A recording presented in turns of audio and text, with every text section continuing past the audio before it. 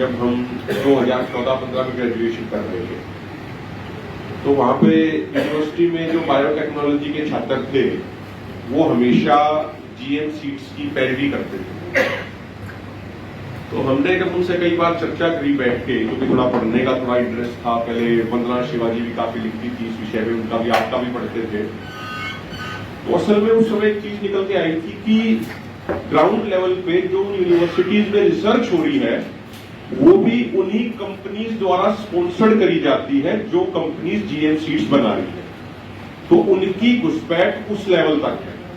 तो वहां पे उस चीज से लड़ने के लिए जरूरी है, जो फार्मर्स ऑर्गेनाइजेशन ने सबने कहा, उस पर तो हमारा फोरम भी साथ है, हम भी साथ है।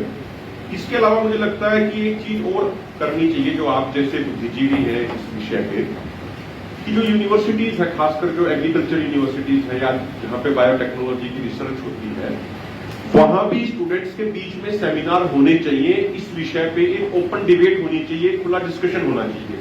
क्योंकि वो बाद में एग्रीकल्चर की स्टडी करते हैं, उनकी स्टडी का जो आधार है वही गलत दिशा का है। तो वहां पे एक पैरेलल डिबेट शुरू हो कि भाई जीएम फायदेमंद है या जीएम नुकसानदायक है।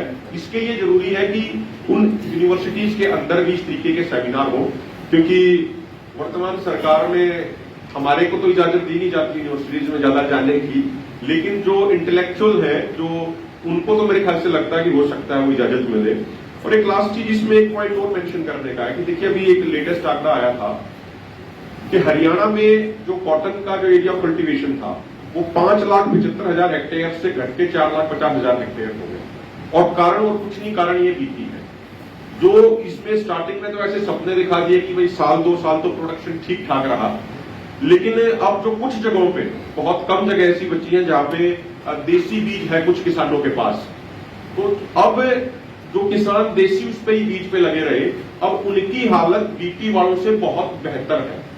1 एकड़ वाले बीटी वाले में जो पिछले 2-3 साल से एवरेज क्विंटल 2 क्विंटल पैदावार हो रही है, तो जो देसी वाला है उसकी फिर भी 7-8 क्विंटल 10 क्विंटल पैदावार आज भी हो रही है और उसको 2 पैसे अच्छे मिल रहे हैं। तो इसीलिए जो भी होगा प्रोग्राम होगा उस पर बिल्कुल साथ खड़े हैं, हमारा फोरम भी साथ खड़ा है। बहुत बहुत शुक्रिया।